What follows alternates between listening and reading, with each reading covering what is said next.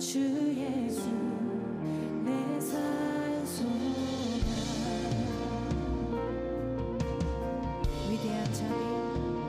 위대한 자비 경험 못하며 한없는 은혜 증명 못해. 내 죄와 수치 지기 위하여 이 땅 위에 주 오셨네. 주의 십자가 주의 십자가 날 구원하사 왕의 자녀 삼으셨네. 나는 영원히 주님의 소유 주 예수 내 산소가.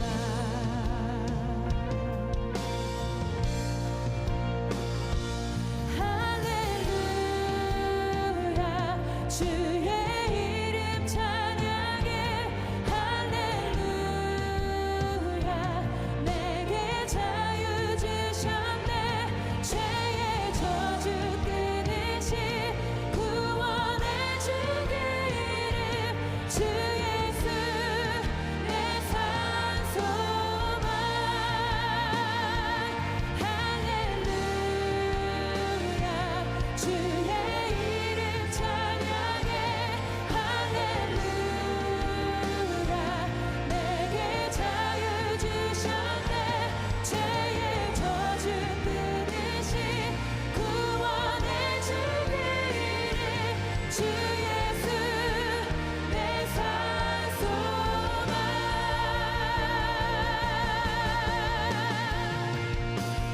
언약의 말씀 이루어진 아침 주님의 호흡 시작됐네.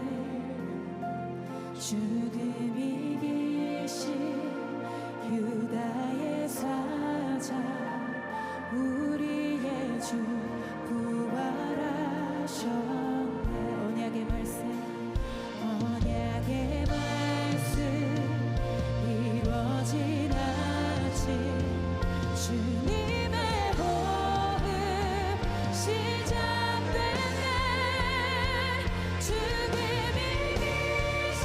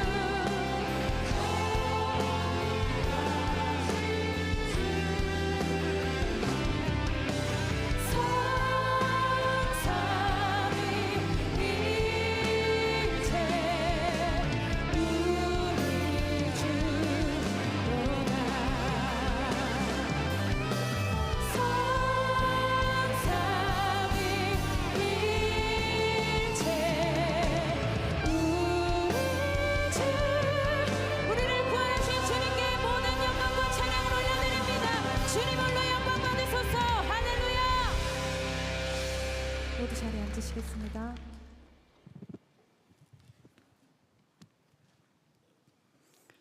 죄인인 우리를 위해 죽기까지 사랑하시고 구원의 은총을 베푸시는 아버지 하나님, 고난주간 특별 새벽기도회를 통하여 십자가에서 죽으신 주님의 한없는 사랑에 감격하며 은혜를 누리게 하시니 감사합니다.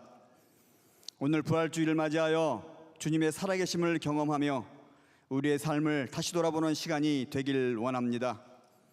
사망 권세에 이기신 주님, 부활절 예배를 통하여 거룩한 주님의 임재가 경험되고 오직 주님만이 우리의 유일한 구원자이심을 깊이 깨닫는 시간이 되게 하옵소서. 예수 그리스도 십자가의 고난과 부활의 영광을 전하고자 세계 열방 곳곳에서 복음을 전하는 선교사님들을 위해 기도합니다. 선교사님들의 가정과 자녀들을 지켜 보호하여 주시옵소서. 땅끝까지 복음을 전하는 데 애쓰고 계신 선교사님들을 강건하게 붙드시고 헌신의 손길을 통하여 필요한 곳곳에 예수 그리스도의 복음이 빠짐없이 전파되게 하옵소서. 나라와 민족을 위해 기도합니다. 이 땅을 덮고 있는 분열의 영이 떠나가게 하시고 십자가의 사랑으로 하나 되는 성령의 역사를 이루어 주시옵소서. 대선을 앞두고 하나님의 합한 지도자가 세워지기를 간구합니다. 주님의 일하심을 보게 하옵소서. 선한목적회가 영남 산불 피해 지역과 미얀마 대진 피해 지역을 위해 기도하며 주님의 마음을 흘려보내는 통로로 쓰임받게 하시니 감사합니다. 저희 선한목적회가 예수님과 동행하며 예수님을 닮아가는 선교적 공동체로 굳게 세워주시고 지역사회에 선한 영향을 끼치며 빛과 소금의 역할을 넉넉히 감당하게 하옵소서. 속회 관계 전도 기간 중입니다. 한 영혼을 향한 주님의 마음을 충만하게 부어주시옵소서. 순종의 믿음으로 나아가는 성도들에게 복음의 진리를 담대히 선포하게 하시고 열매 맺게 하실 주님을 기대함으로 나아가게 하옵소서. 오늘 말씀을 전하시는 김다희 담임 목사님, 영과 육을 강건하게 붙드시고 성령의 능력과 권능이 나타나게 하옵소서. 선포되는 말씀을 통하여 성도들이 힘을 얻고 하나님의 나라와 영광을 위하여 살아가게 하시옵소서. 더 브릿지 찬양대 찬양을 기뻐 받아주시고 예배를 위하여 애쓰고 섬기는 헌신의 손길들을 축복하시옵소서. 언제나 우리와 함께 계시며 부활이요 생명이신 예수 그리스도 이름으로 기도드리옵나이다. 아멘.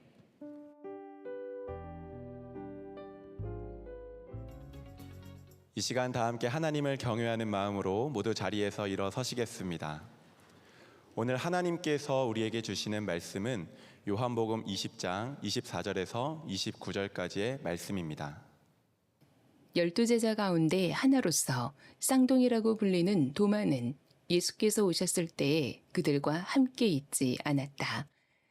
다른 제자들이 그에게 우리는 주님을 보았소 하고 말하였으나 도마는 그들에게 나는 내 눈으로 그의 손에 있는 못자국을 보고 내 손가락을 그 못자국에 넣어보고 또 내 손을 그의 옆구리에 넣어보지 않고서는 믿지 못하겠소 하고 말하였다.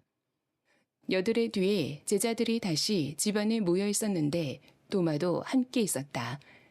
문이 잠겨 있었으나 예수께서 와서 그들 가운데로 들어서셔서 너희에게 평화가 있기를 하고 인사말을 하셨다.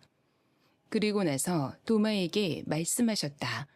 내 손가락을 이리 내밀어서 내 손을 만져보고 내 손을 내 옆구리에 넣어보아라. 그래서 의심을 떨쳐버리고 믿음을 가져라. 도마가 예수께 대답하기를 나의 주님, 나의 하나님 하니 예수께서 도마에게 말씀하셨다. 너는 나를 보았기 때문에 믿느냐? 나를 보지 않고도 믿는 사람은 복이 있다. 말씀입니다. 모두 자리에 앉으시겠습니다. 네, 부활주일 말씀을 전하겠습니다. 의심을 믿음으로, 상처를 소망으로 라는 제목의 말씀을 나누겠습니다. 여러분 부활절 맞이해서 여러분 마음이 어떠십니까? 기쁘시죠? 행복하십니까? 소망으로 가득 차 있습니까? 네, 할렐루야, 감사합니다. 정말 부활절로 인하여서 정말 우리의 생명 주시고 또 우리에게 사망 권세를 이기신 그 주님으로 인하여서 얼마나 감사한지 모릅니다. 하지만 성경을 읽어보면 사실 그 부활절 때 정말 기뻐했던 사람은 그렇게 많지 않았습니다. 물론 뭐 제자들은 부활하신 주님으로 인하여서 기뻐하며 주님 부활하셨다라고 끊임없이 증거하고 다녔죠. 근데 그 중에 제자들 중에도 이 도마는 주님의 부활을 믿지 못했습니다. 심지어는 약간 분위기 싸하게 이런 얘기를 합니다. 내가 직접 보고 만져보지 않고는 내가 믿지 않겠다.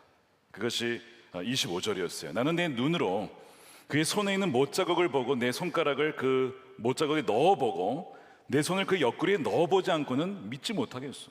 아니 다 믿겠다는데, 다 믿고 있는데 도마는 믿지 못하겠다라고 하는 겁니다.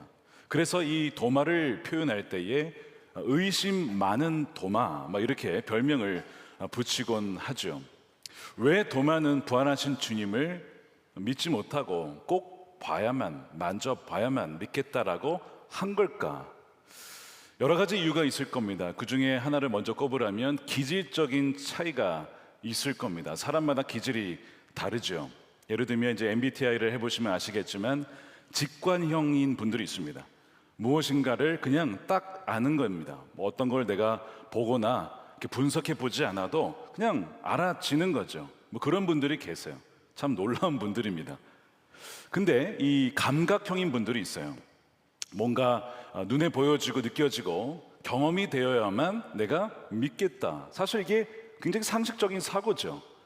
혹시 MBTI에 자기가 S인 분 한번 손들어 보시기 바랍니다. S. 참 뛰어난 분들이 S 중에 많은데 저도 S이지만 어쨌든 그 S 중에 S가 굉장히 좋은 MBTI예요. 근데 여러분 이 이제 S에 손을 드신 분들 가만 보시면 도마형에 가까운 분들입니다.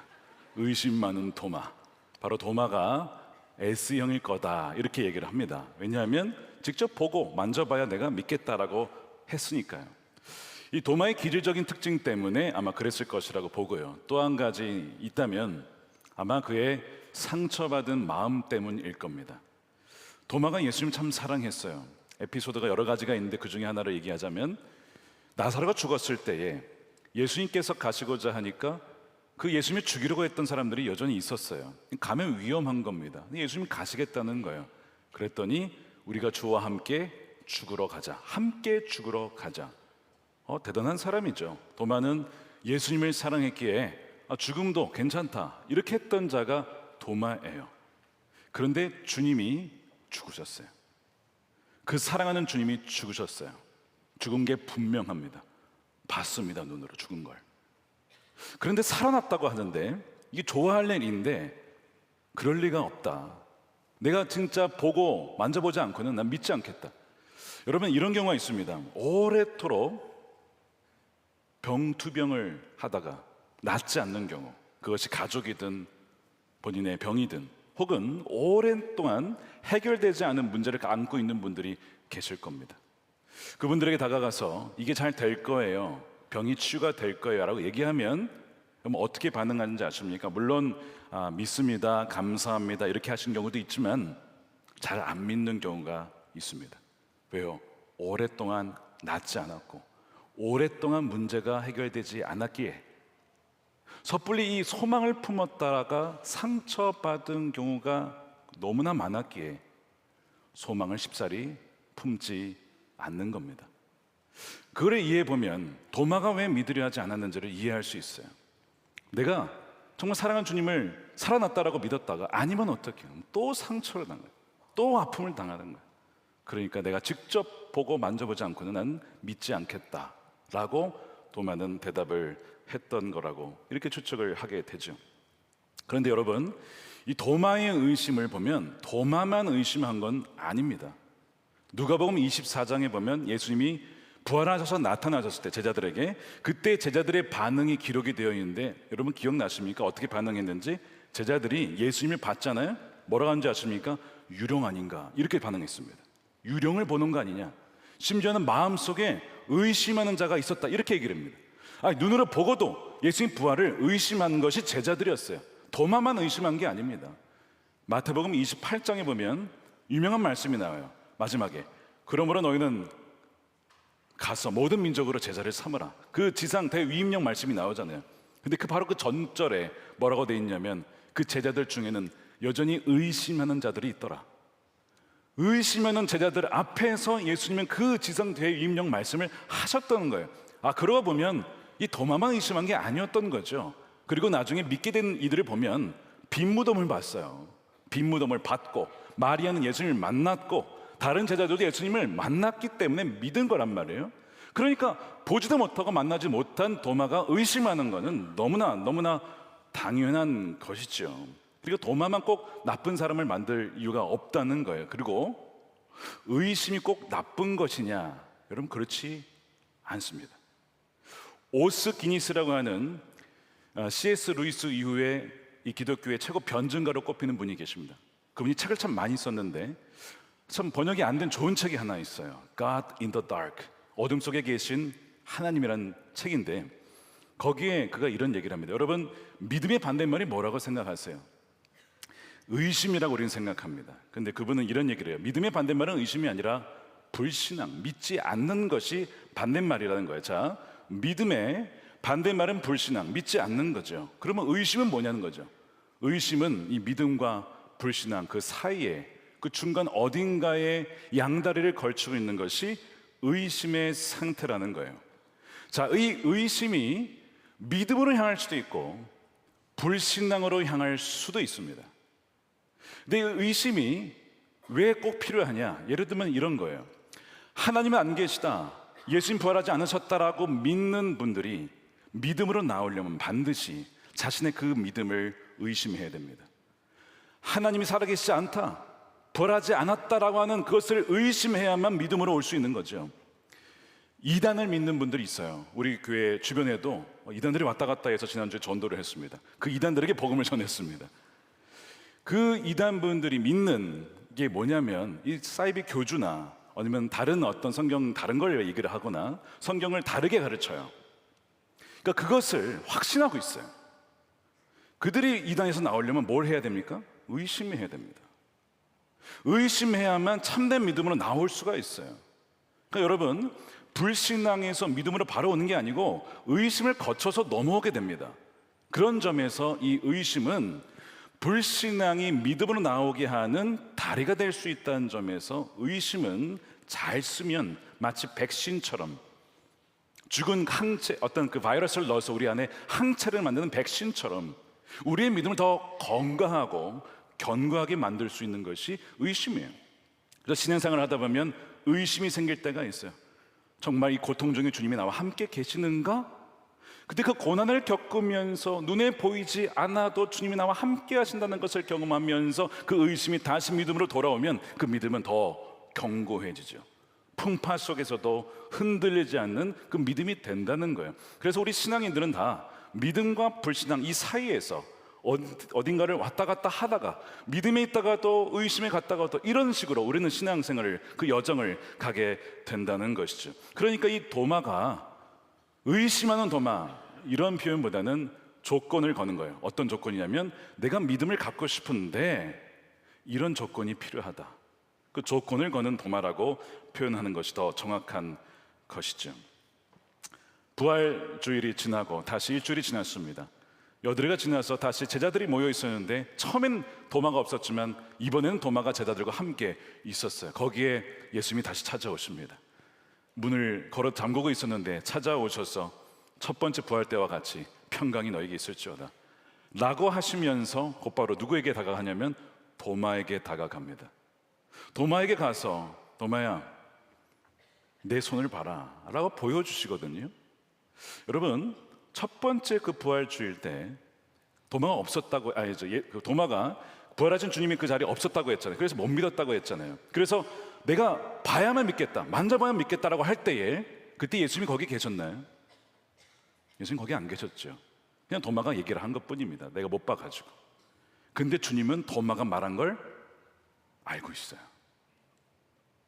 이게 무슨 얘기냐면 우리가 신앙생활을 하다 보면 주님이 안 계신 것 같은 그런 때가 있습니다. 의심할 때도 있고요. 조건을 내걸 때도 있어요. 내가 사업이 잘 되면 믿겠다. 건강이 나으면 믿겠다. 형통하면 믿겠다. 성공하면 믿겠다. 이런 조건을 걸 때가 있어요. 도마처럼 말입니다. 주님이 다 듣고 계셨어요. 그리고 도마에게 찾아오셨어요. 도마야, 너가 이런 조건을 걸었니? 이러이러하면 내가 믿겠다라고 너가 말했지? 주님 정죄하지 않고, 그래, 내가 그러면 너의 조건을 들어줄게. 자, 한번 만져봐. 만져봐. 그래서 말씀하시는 것이 27절이에요. 너의 손가락을 내밀어서 내 손을 만져봐라. 너의 손을 옆구리에 넣어 보아라. 그래서 의심을 떨쳐버리고 믿음을 가져라. 의심 그 가운데 왔다 갔다 떨쳐버리고 여기에서 불신앙으로 빠지지 말고 믿음으로 나와라 라고 직접 그 도마에게 다가가시는 그 예수님의 이 자비를 보세요.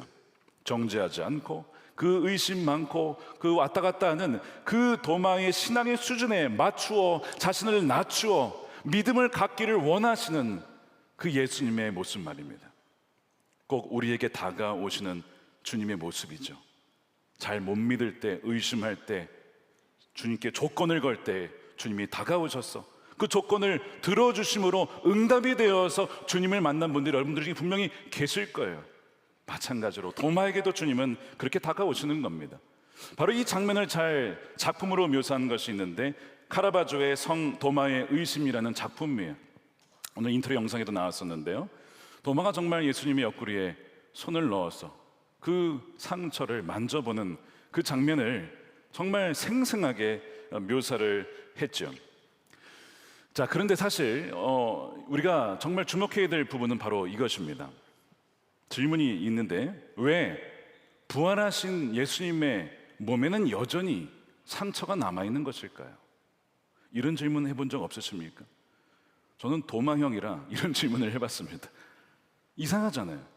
부활의 몸, 새로운 몸, 영적인 몸, 썩지 아니하는 몸, 죽지 아니하는 몸이면 그 여전에 못 박혔던 상처가 다 사라지고 정말 깨끗하게 보여야 되지 않을까, 저는 그런 생각을 가졌어요. 근데 이상하게 부활하셨는데 여전히 그 못 박힌 손 또한 옆구리는 여전히 그 상처가 남아 있다는 것이 참 궁금했습니다. 보통 신학자들은 이런 설명을 합니다.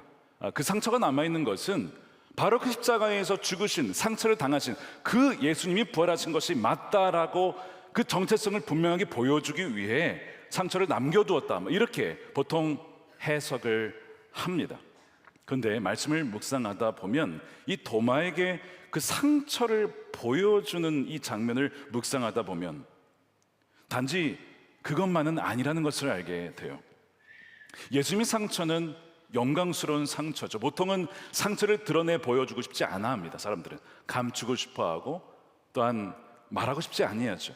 근데 이 상처를 보여준다는 것은 상처가 단지 그냥 우리의 아픈 상처가 아니라 굉장히 영광스러운 상처이기에 때로는 그것을 보여준다는 거거든요. 무슨 얘기냐면 우리도 이 세상에 살면서 보면 삶에서 겪는 아픔과 고통으로 인한 마음의 상처든 육신의 상처든 상처를 당할 때가 있어요. 근데 돌아보면 바로 그때가, 바로 그것 때문에 예수님을 만난 경우가 너무나 많다는 거예요. 우리의 삶을 돌아보면 참 힘들 때, 너무나 외롭고 무기력할 때 바로 그것 때문에 우리가 주님을 만나게 됐죠. 나를 무너뜨린다라고 하는 그 상처가 나를 무너뜨리는 것이 아니라 사실 그 상처 때문에 주님을 의지하게 되고 주님을 만나게 됐다는 것을 우리는 잘 알고 있습니다. 그러니까 주님은 그 상처를 보여주면서 바로 이것이 정말 살아계신 주님을 만나게 하는 통로가 될 수 있다는 것을 도마에게 보여주고 있는 거예요. 저희 2023년, 2024년 2년간 우리 교회 오셔서 복음을 듣고 양육받고 여기서 세례를 받으신 분들의 이 간증문이 있습니다. 우리 예배 때 우리가 다 듣긴 했지만 쭉 읽어보면 어떤 경유를 통해 예수님을 믿게 되었는가, 크게 세 가지 종류가 있다는 것을 발견하게 됐습니다. 첫 번째는 바로 주변 가족이나 친구나 친척을 통해 복음을 듣게 되어 그분의 삶을 통해 예수님을 알게 된 케이스가 첫 번째입니다.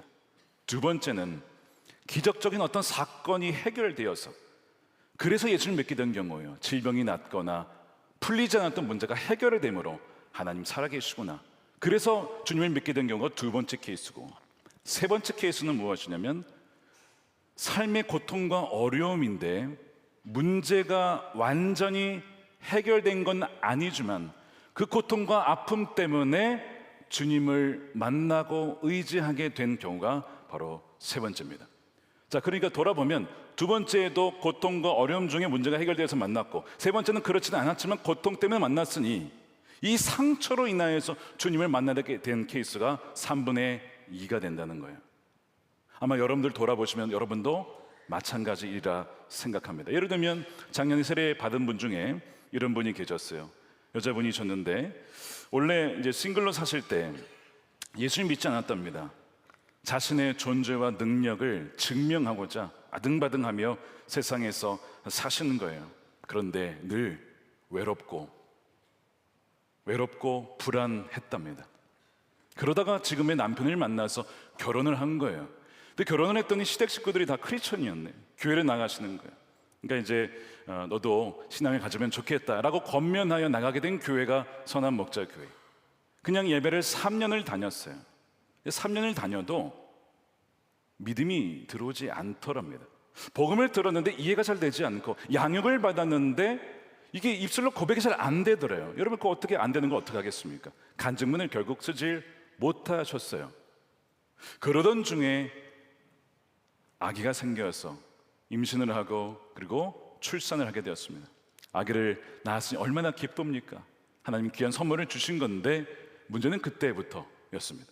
바로 출산하던 그 이후로 피가 멈추질 않는 겁니다. 저희 아내도 그런 일을 겪었고 저도 그 현장에 있었기 때문에 지금도 생생합니다. 그때 그 장면, 그 새벽에, 그 새벽 3시 반에 일어났을 때 그 아내가 피 흘리며 있었던 그 장면이 여전히 제 안에 생생히 살아있어요. 병원에 갔습니다. 그분이 병원에 가서 이제 응급실 수술을 받는데 보통 수술을 잘 받으면 해결이 되죠. 그래서 곧 나올 줄 알았는데 그 의사 선생님이 이 성도님의 가족들에게 말하기를 마음의 준비를 하십시오 그러더랍니다. 웬 마음의 준비? 지금 아기를 낳은 지 얼마 안 됐고 이제 곧 나오면 될 텐데 왜 마음의 준비를 하라고 하지? 그렇게 출산 이후에 이 하혈했을 경우에 굉장히 위험한 상황이 되는 거예요. 그래서 할 수 있는 게 뭐가 있을까? 여러분, 할 수 있는 게 별로 없습니다.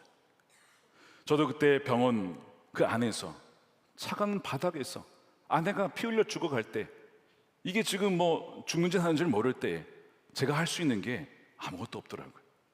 제가 그 나이에 대해서 아내가 죽어가는데 할 수 있는 게 없다니 너무나 무기력했습니다. 마찬가지였어요. 이분도 이게 죽어가니까 가족들이 할 수 있는 게 그저 하나님께 무릎 꿇고 기도하고 중보기도 요청하는 것 뿐이었습니다. 그리고 교회 분들에게 기도 요청을 했어요. 그리고 그렇게 열심히 기도를 했는데 너무나 감사하게 하나님께서 피를 멈추게 하시고 또한 치료가 되게 하셨어요. 그래서 출산한 지 9일 만에 병원에서 퇴원을 하신 거죠. 바로 근데 그 과정을 통해 이분이 주님을 믿게 된 거예요. 그분이 세례를 받으시면서 이렇게 고백하셨어요. 저는 제 자신만 믿었던 지난날의 교만을 회개하게 되었습니다. 우리가 문제가 없을 때는 내 힘으로 살 수 있을 것 같습니다.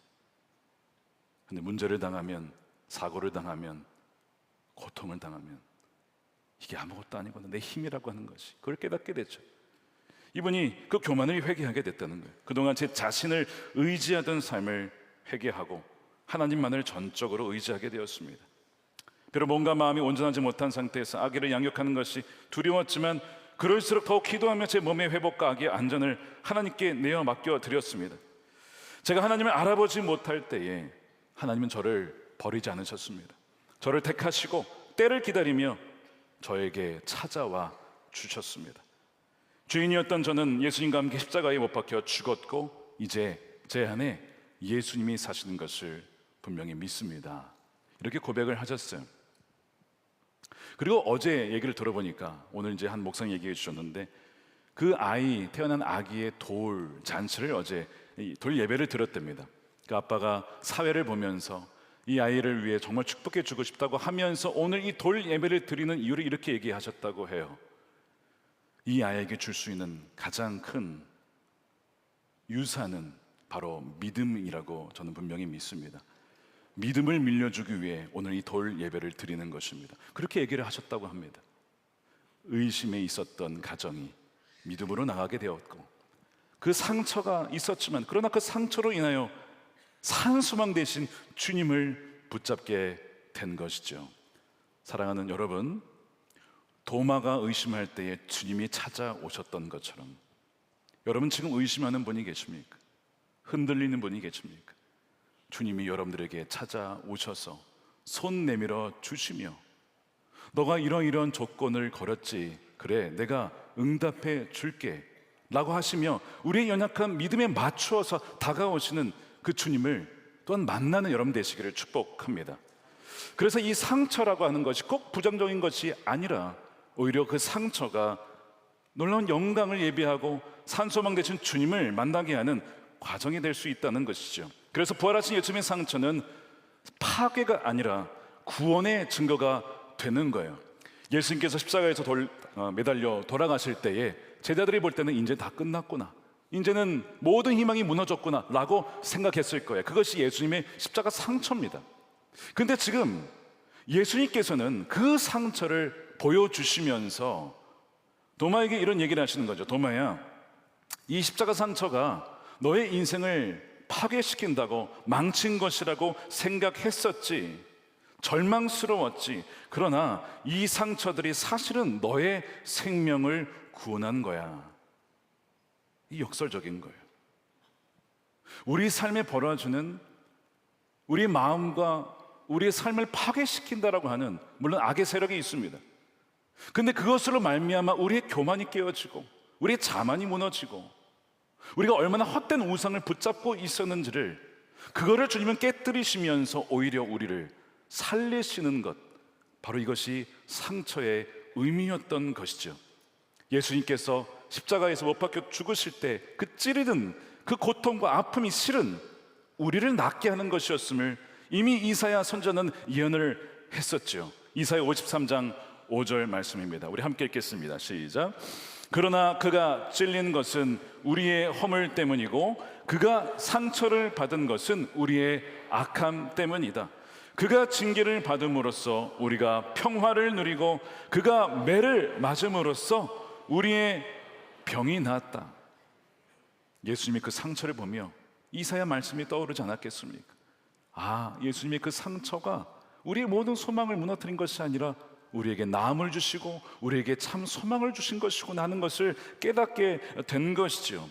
사도 바울이 복음을 전하면서 참 많은 고난을 당했어요. 얼마나 많은 고난을 당했는지, 나는 날마다 죽노라. 여러분, 이 날마다 죽노라는 표현이 아유 내가 죽어야지, 그게 아닙니다. 실제로 내가 죽을 것만 같은 위기를 매일 당하고 있다는 그런 표현을 한 거예요.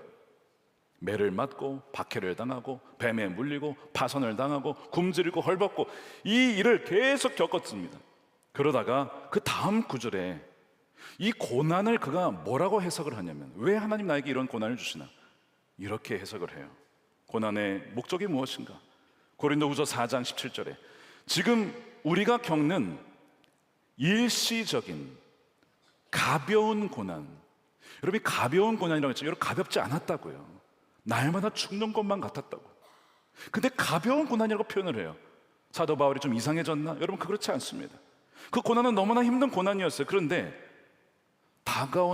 다가오고 있는 그 영광에 비교하면 이 고난은 아무것도 아니었어요.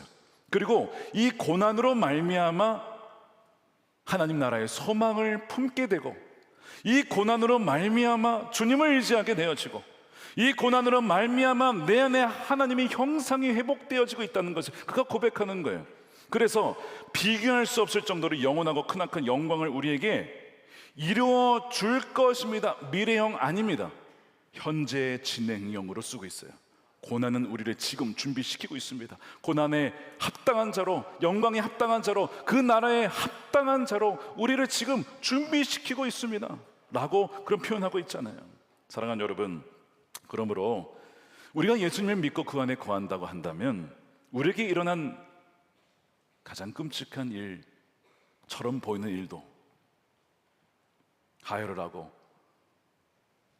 고통을 당하고 질병을 겪고 사고를 당하는 끔찍한 일조차도 우리의 최종적인 영광과 기쁨을 오히려 더 크게 만드는데 기여할 수 있다라고 하는 놀라운 약속, 이것이 바로 악의 세력에 대한 궁극적인 패배인 것이죠. 그래서 도마에게 주님은 또 우리에게 말씀하시는 거예요. 나의 십자가의 상처를 봐라.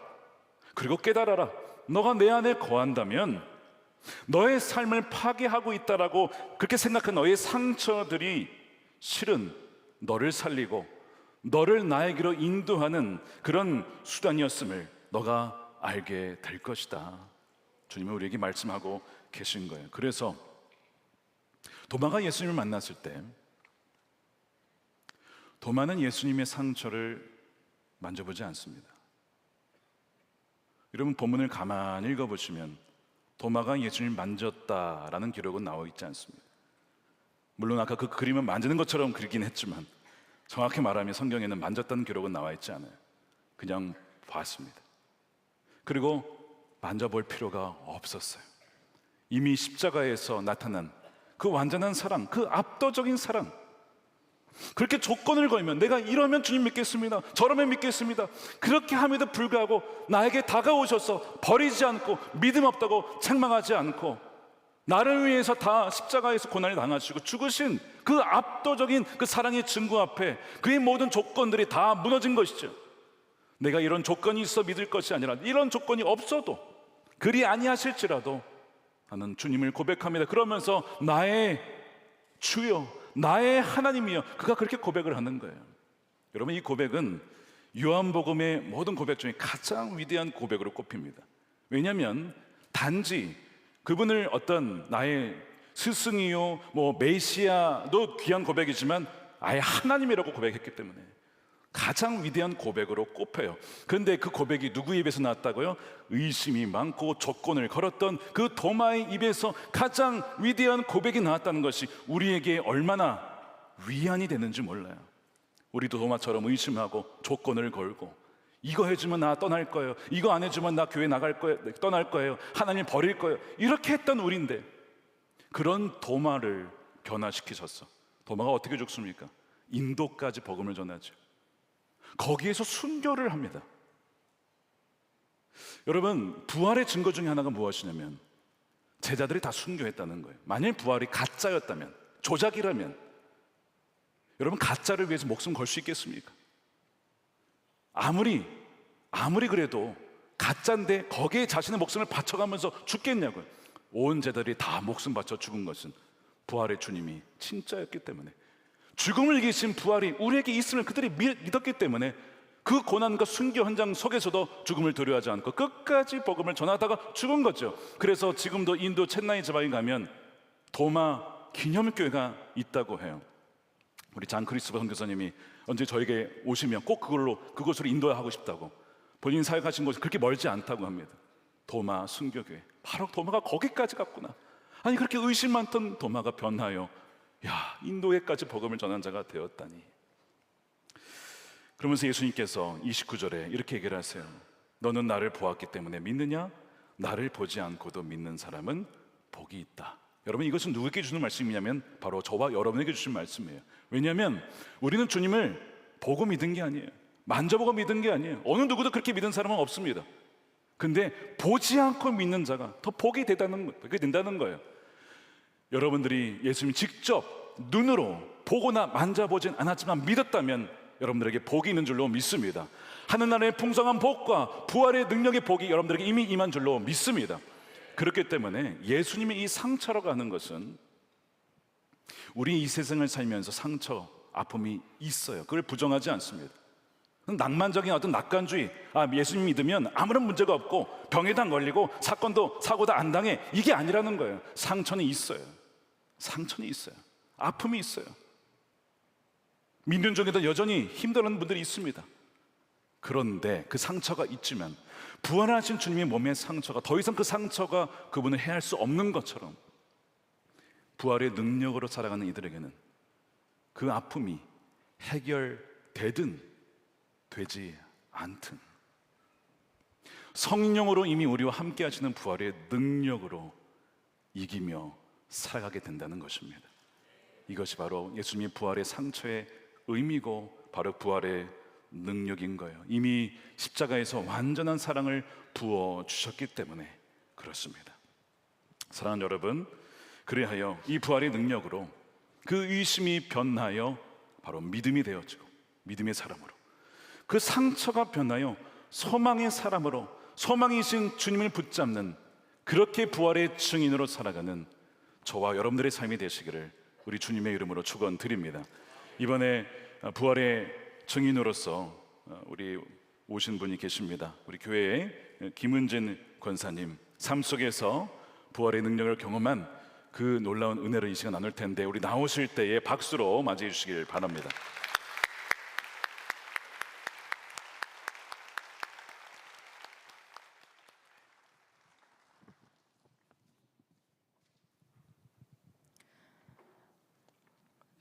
모태신앙으로 자라 성실한 성도로서의 생활을 해왔지만 어느 때부터인가 내가 하나님 앞에 온전한 순종을 드리지 못하고 있다는 마음이 강하게 들었고, 그러던 작년 초 하나뿐인 형제인 친정 오빠가 간경화 말기로 수명이 1년도 남지 않았다는 소식을 듣게 되었습니다.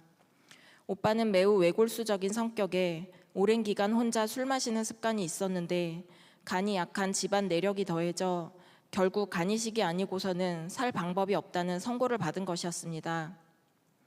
건강을 생각하라는 가족들의 권유도 소용없어 모두 기도만 하고 있는 상황이었고, 저는 오빠와 명절 때 잠깐 식사하는 정도의 어쩌면 남보다도 못한 관계를 유지하고 있었습니다. 그러나 오빠의 소식에 형제를 위해 목숨을 버리는 것이 마땅하다는 하나님의 말씀을 외면할 수 없었고, 주님과 멀어지는 것이 그 무엇보다 두려웠던 저는 남편과 자녀들의 전적인 동의하에 간 공유를 결정하게 되었습니다. 평안하던 삶 속에 찾아온 이 일은 너무나 두렵고 당황스러웠습니다. 무엇보다 저를 가장 힘들게 했던 것은 술로 인해 몸을 망친 오빠를 위해 가족이 있는 제가 큰 수술을 감당하는 것이 맞냐는 주위의 소리였습니다. 마음을 흔드는 이 문제를 가지고 기도할 때 주님은 반복하여 죄 짓는 나에게 소망을 갖고 예수님께서 생명을 내어주셨듯 나 역시 오빠의 어떠함을 떠나 소망을 품고 생명을 살리는 것이 옳은 길이라는 확신을 갖게 하셨습니다. 주님은 내가 얻은 구원의 가치를 이렇게 깨닫게 해주셨고, 이후 이 수술에 대해 흔들림 없이 앞으로 나가게 해주셨습니다. 수술을 받기까지 오빠는 여러 번 입원하며 힘든 시간을 보냈고, 저 역시 쉽지 않은 시간들을 보냈습니다. 그렇게 작년 10월 많은 눈물의 기도를 받으며 수술대에 올랐습니다. 간의 65%를 공여하는 긴 수술이 끝나고 눈을 떴을 때 고통이 밀려왔지만 이제 내 몫을 다했다는 안도감도 느껴졌습니다. 그러나 오빠에게 간이식은 잘 되었지만 췌장에 출혈이 생겨 이후 상태를 지켜봐야 한다는 청천벽력 같은 소식을 듣게 되었고, 제 마음은 허무함과 혼란스러움, 그리고 나보다 더할 이 끔찍한 육신의 고통 속에 물 한 모금도 못 먹고 있을 오빠를 생각하니 마치 주님이 내 곁에서 사라지신 것 같은 느낌마저 들었습니다. 당시 저희 집에는 갑자기 많은 일들이 몰려와 저를 간병해 줄 가족이 없었고, 그래서 간호병동에 혼자 들어가 수술을 받았는데, 오빠의 소식으로 마음이 어렵던 수술 3일 차에 옆자리에 한 어르신이 입원을 하셨습니다. 대장 수술로 오신 그분은 주님을 알지는 못했지만 성품이 매우 좋은 분이셨습니다. 저는 먼 지방에 혼자 사시는 그 어르신이 복음을 들을 마지막 기회일지도 모른다는 조급한 마음이 들었고, 이후 밤낮으로 그분의 구원을 놓고 구체적인 길을 열어달라고 간절히 기도하게 되었습니다. 그러던 중 제가 퇴원 후 예약해 놓은 요양병원으로 그분이 따라서 입원하셨고, 아들이 이단교회에 빠진 며느리와 이혼한 상처가 있으심에도 불구하고 오빠를 위해 큰 수술을 받은 저를 천사라고 부르시며 조금의 거리낌도 없이 영접 기도를 받겠다고 하셨습니다. 교구 목사님이 오셔서 십자가와 죄에 대하여 말씀하시고 그분을 위해 기도해 주실 때에 이 이름이 생명책에 기록되었다 라는 하나님의 음성이 제 가슴 속에 한 글자 한 글자 선포되듯이 울리는 것을 눈물로 경험했습니다. 어떤 장담도 해주지 않는 막연한 오빠의 상태와 끝없이 쌓여가는 병원비, 그리고 내 육신의 고통, 이 모든 것이 사방에서 나를 누를 때마다 저는 이 모든 과정 가운데 전혀 예상치 못했던 이 어르신을 향한 하나님의 구원 계획과 성취하심을 생각하며 한 영혼의 구원이면 이 모든 고난이 충분한 가치가 있음을 붙들며 견딜 수 있었습니다. 오빠는 2달 반 동안 퇴원하지 못하고 힘든 시간을 보냈습니다. 잘 지내냐는 안부조차 낯설었던 남매 사이였지만 이 기간 동안 저는 매일 오빠와 연락하며 낙심해 있는 오빠에게 소망의 말을 전했고 많은 분들의 기도를 전하며 응원했습니다. 서먹했던 마음과 원망의 마음은 어느새 사라지고 그동안 오빠가 지고 살았던 외로움과 연약함이 가엽게 느껴지기 시작했습니다. 이제는 퇴원하여 잘 회복하고 있는 오빠에게 저는 매일 말씀 구절을 보내고 말씀 함께도 보내며 오빠의 1:1 양육자가 되었습니다. 간이식이라는 하나의 사건을 통해 주님은 오빠와 어르신의 생명을 살리셨습니다. 그리고 주님 앞에서 언젠가 풀어야 할 무거운 숙제 같았던 오빠와의 관계도 회복시켜 주셨습니다.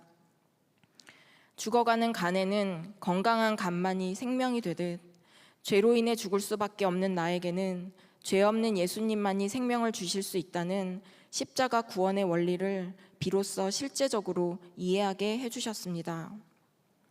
제 몸에는 제2 모양의 큰 흉터가 남았습니다. 이번 간증을 준비하며 주님께서는 이 흉터가 결코 저의 공로가 아닌 예수께서 나를 살리셨다는 십자가 공로요, 예수의 흔적임을 알게 해주셨습니다. 한때 고난이라고 생각했던 일이 하나님의 특별한 선물임을 깨닫게 하시니 감사합니다. 이제 예수의 흔적을 지닌 자로 그에 합당한 삶을 살아가는 제가 되길 소망하며 주님께 감사와 사랑을 올려드립니다. 우리 김은진 권사님 귀한 간증 감사합니다. 우리 권사님의 몸에 새겨진 제2자가 무엇일까 생각할 때 바로 예수 그리스도, 지저스의 제의가 아닐까라는 생각을 했습니다. 간 이식이라고 하는 참 어려운 결정, 또 오빠의 관계, 그 아픔과 상처, 충분히 하나님의 존재와 선하심을 의심할 수 있었던 그 상황 속에 오히려 그 상처가, 그 아픔이 오빠와 한 어르신을 주님께로 인도하는 구원의 통로요, 다리가 될 수가 있었던 것, 놀라운 주님의 은혜인 것이죠. 우리 삶에 여러 가지 상처와 아픔이 있습니다. 그런데 주님은 우리에게 그 상처를 치유해 주시며 또한 그 흔적을 남기시며 이제는 부활의 증인으로 상처 입은 자들을 치유하는 상처 입은 치유자로 살아가라고 우리에게 그 고난도, 고탐도, 고통도 허락해 주신 것 같습니다. 오늘 이 시간 함께 우리 기도했으면 좋겠어요. 도마가 의심을 품고 내가 주님을 직접 보지 않고 믿지 못하겠다라고 할 때 그가 믿음으로 나아갈 수 있었던 것은 먼저 다가오신 주님 때문이었습니다. 우리도 마찬가지예요. 주님이 먼저 다가오셨기에 주님을 알게 된 것입니다. 또 한 가지는 그 의심 중에도 믿음의 공동체 안에 있었기 때문입니다. 믿음의 공동체 안에 있었기에 그 의심이 불신앙으로 흐르지 않고 믿음으로 갈 수가 있었던 것이죠. 여러분들 중에 의심하는 자가 있습니까? 고통으로 인하여 하나님의 선하심을 의심하는 분이 계십니까? 이 시간 주의 몸된 공동체 안에 머물러 주님의 사랑을 누리며 또한 그 고통을 통하여, 십자가의 고통을 통하여 우리에게 완전한 사랑과 생명과 부활의 능력을 주신 그 주님을 바라보는 여러분들이 되시기를 원합니다. 또한 함께 기도할 때에 여러분 주위에 의심하는 분들, 한때 믿음을 가졌지만 믿음을 잃어버린 분들이나 또한 주님의 존재와 부활의 주님을 의심하는 우리 주변에 전도 대상들이 있다면 그분들을 위해서 이 시간 기도했으면 좋겠습니다. 주님, 그들의 의심이 변하여 불신앙이 아니라 믿음의 사람, 도마와 같이 의심이 많았지만 그러나 순기하는 믿음을 가졌던 그 도마와 같은 하나님의 은혜가 우리 그들에게도 부어지게 해달라고 우리 함께 그들의 영혼을 기억하면서 통성으로 기도하겠습니다. 살아계신 아버지 하나님 감사합니다. 부활의 소망을 우리에게 허락하여 주심에 감사합니다. 주님 의심하며 흔들리며 아버지 힘들어하는 자들에게 찾아오셔서 그 조건을 들으시고 말씀하시고 들어주시며 위로해 주시며 하나님 약속의 말씀으로 붙잡아 주시는 주님의 은혜에 감사합니다. 주여 상처를 보여주신 것, 남겨주신 것 영광스러운 상처입니다. 우리를 살리시기 위하여 모든 것을 내어주신 하나님의 놀라운 사랑인 것을 믿사오니 사랑하는 우리 모든 성도들 너들의 삶을 어루만져 주시옵시고 그 상처가 주님으로부터 멀어지는 상처가 아니라 더 주님 안에 거하는 상처가 되게 하시고 더 주님 안에 아버지 머물러 있음을 고백하는 상처가 되게 하여 주시고 상처 입은 치유자로 그 치유자로 또 다른 하는 이들을 치유하며 아버지 부활을 증거하는 하나님의 종들로 살아가게 하여 주시옵소서. 주님 찬양합니다. 오 주님의 놀라운 은혜에 감사를 드립니다. 이 시간 의심하며 우리들을 위로하여 주시고 주여 어루만져 주시옵시고 주님 찬양하는 이 시간 주시옵시고 주님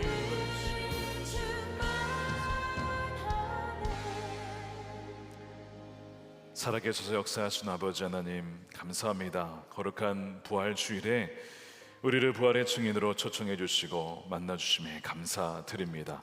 주님은 이 자리에 도마 같은 분을 위하여 기도합니다. 믿음을 가졌지만 의심하며 또한 불신앙과 믿음 사이에 어딘가에서 방황하는 자가 있다면 주여 그들에게 찾아와 주시옵소서.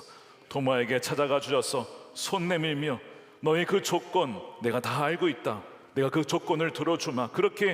이렇게 맞춰주시며 도마에게 다가가셔서 믿음을 주신 그 주님께서 의심하며 방황하는 이들에게 친히 찾아와 주시기를 원합니다.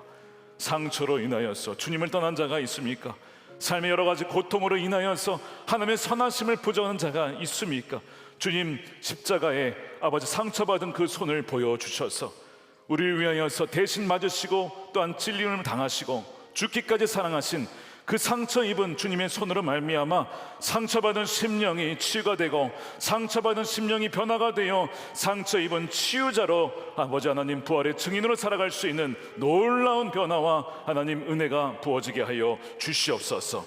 의심이 많았던 도마를 통하여 인도까지 복음을 전환하게 하시고 죽기까지 충성함으로 주 앞에 섰던 도마가 그의 삶을 마무리했던 것처럼 아버지 하나님 의심하며 상처받으며 힘들어하는 이들이 도마와 같이 믿음의 사람 정말 나의 주님 나의 하나님이라고 고백하며 주님 부르시는 그날까지 한 걸음 한 걸음 주님과 신실하게 순종의 발걸음을 내딛는 하나님의 존귀한 자녀로 살아가게 하여 주시옵소서.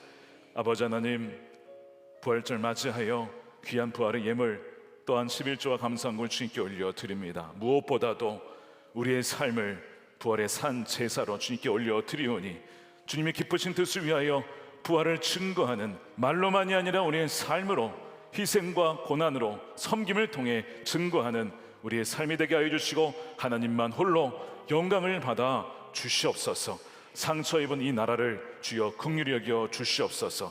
갈라진 이 백성을 주여 예수 그리스도의 십자가로 하나 되는 치유의 은혜를 허락하여 주시옵소서. 어둠 가운데 낙심 가운데 또한 절망 가운데 있었지만 그러나 소망으로 인도해 주시고 더 빛 가운데로 인도해 주신 것처럼 주여 이 나라가 진정 하나님을 경외하는 나라로 정말 하나님께서 존귀하게 더욱더 쓰시며 하나님을 알고 예수 그리스도에 나오는 주의 백성들이 주여 이 나라가 되게 하여 주시옵소서. 아버지 하나님 조기 대선을 준비합니다. 주여 하나님 마음에 합한 자를 세워주시고 하나님을 경외하며 사랑하는 자를 세워주셔서 주여 좌우를 가리지 아니하고 모든 백성을 통합할 수 있는 진정한 지도자를 세워주시옵소서. 아버지 하나님 땅끝까지 이르러 복음을 증거하기를 원합니다. 특별히 복음에도 북녘 땅에도 복음이 증거되어서 북한의 억눌려 인자들 김정욱, 김국기 목사님, 최춘규 선교사님, 장문석 집사님 비롯한 수많은 주에 묶여있는 자들을 주여 속히 해방시켜 주시옵소서. 함께 평양에서 하나님 북녘 땅에서 부활절 예배를 드리는 그날이 속히 오게 하여 주시옵소서. 복음의 장벽이 무너지고 주님이 다시 오시는 그날 착하고 충성된 종으로 그렇게 인정받고 칭찬받는 하나님의 존귀한 백성들 다 되게 하여 주시옵소서. 감사드리며 부활하신 우리 구주 예수님의 이름으로 기도드립니다. 아멘. 이제는 사망 권세를 이기시고 부활하신 예수 그리스도의 크신 은혜와 아버지 하나님의 풍성하신 사랑하심과 성령님의 가망함동 교통케 하심이 의심을 믿음으로 또한 상처를 소망으로 바꾸시는 산소망 되신 주님과 함께 부활의 증인으로 살아가기를 결단하는 사랑하는 모든 성도들 머리 위에 저들의 가정과 일터와 사랑하는 자녀들과 다음 세대와 주의 몸된 교회와 조국 대한민국 또한 열방 가운데 영원히 함께 하시기를 간절히 축원하옵나이다. 아멘.